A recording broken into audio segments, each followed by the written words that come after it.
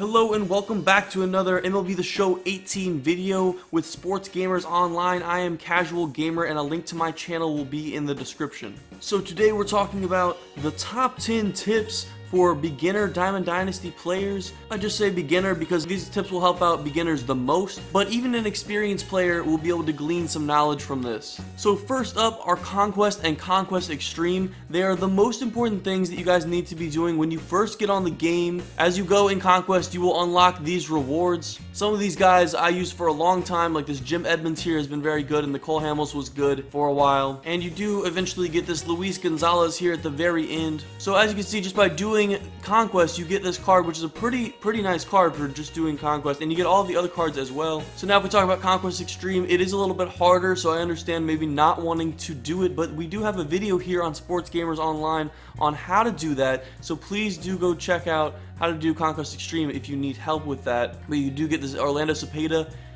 Oral Hershiser, all these cards have been really good for me. Conquest Extreme is absolutely worth doing because of all the amazing rewards that you get with it. This Matt Kemp is just incredible all around, and this Yadier Molina will get on base and will get people out for you, sniping base runners. So next up is to grind out all of these positional player programs and get all of these done, because once you do all of these, you can work on the career arcs and the immortals, and you can actually start working on some of the immortals at the same time while you're doing those positional players. But you guys really need to be doing this stuff because you get all of these cards. Like there's an 88 Hanley, an 89 Joe Torre, 90 Brett Saberhagen.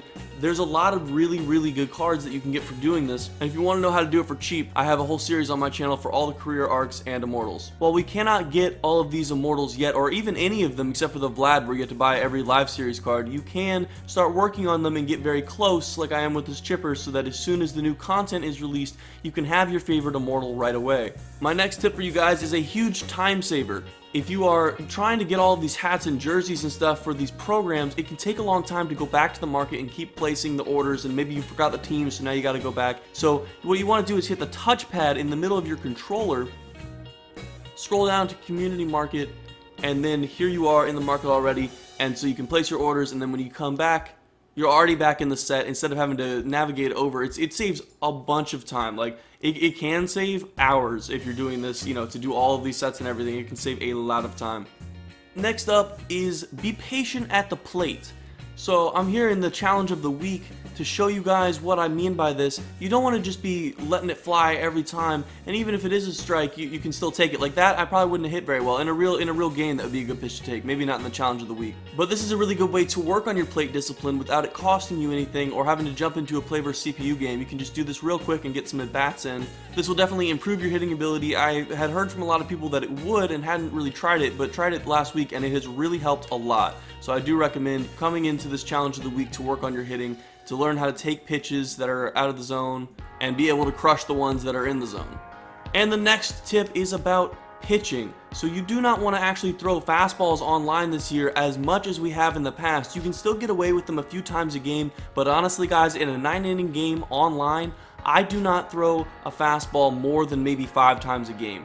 I know that may sound crazy, but that's probably even a high estimate. I really have tried not to throw them at all. The reason for not throwing fastballs online this year is that the pitch speeds are much slower than they have been in previous years, which means that your opponent will often be early on fastballs, so you might be able to get some strikes that way with them hooking foul ball home runs. But I guarantee you, if you throw a lot of fastballs, you will also give up a lot of home runs, a lot of hits in general. So stay away from the 4-seam fastball as much as you can. The next tip is really important for buying, selling players, and even making stubs in the game. You need to learn how the community market works in MLB The Show. If you want to learn how to make stubs by playing the market, SGO has a video on that, so go check that out. But for now, let's just stick to how the market works. You're going to come here to the community market, go to MLB cards, you can look at the other stuff as well, but let's just talk about the players. So as you guys can see on the screen, there is a buy now price on the left column and a sell now price in the right column. But what do those two things mean? When I first started playing Diamond Dynasty, I really struggled with this,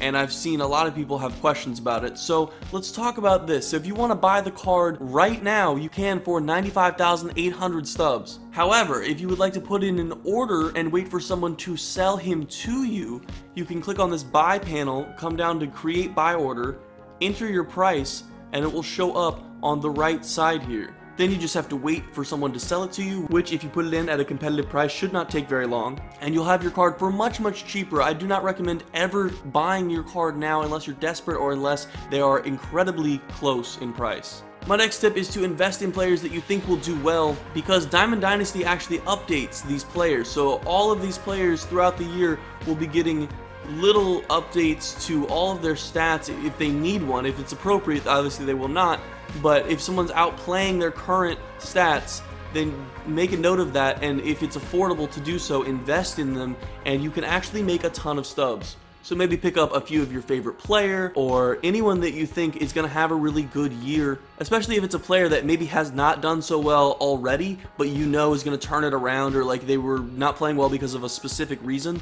Then it now might be a good time to invest because people are down on that card and aren't paying as much for it, so you can get him for a discount and then sell him for more later. Now I do want to warn you guys that we don't know what SDS will do in any of the updates, and a lot of people that we thought were going to get updates last year did not get them, or it took a really long time for them to get the updates. So you just have to be really patient when you're doing it and know when you should bail on your investment and sell them before they drop too much. The next tip is to use theshownation.com. When you are away from the game and cannot log on, you can actually log on to theshownation.com and buy stubs. You can buy packs. You can buy players off the market. So if you're not able to get on the game a lot and you want to complete some of those career arcs and immortals, this is a really great way to do it, because you can just click on whoever you want, purchase them for that many stubs, and you got them on your team when you get home. Next up is playing on a harder difficulty to get better. If you're trying to get better at the game in general, or if you're trying to get better before you play online, anything like that, you want to come to this Play vs CPU panel. Here I would recommend, if you're grinding missions, to play on Rookie, but if you are just trying to get better at the game,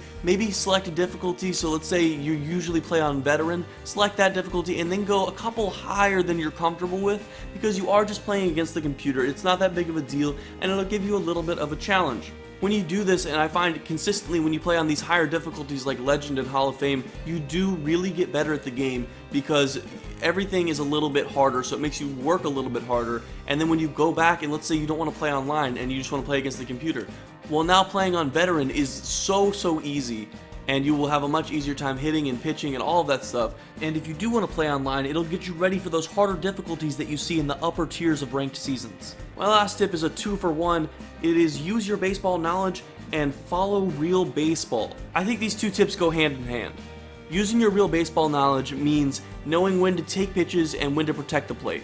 Following real baseball means watching some of the games, watching your favorite teams, and watching some highlights, collecting some stats if you want to try and figure out who's going to go up and down, to know who you're going to make investments in. And it'll also help you shy away from players, like maybe you want to get a diamond player, but then you look at their stats this year and you're like, oh goodness, he's going to be a gold soon. I better just wait for him to be a gold and buy him then.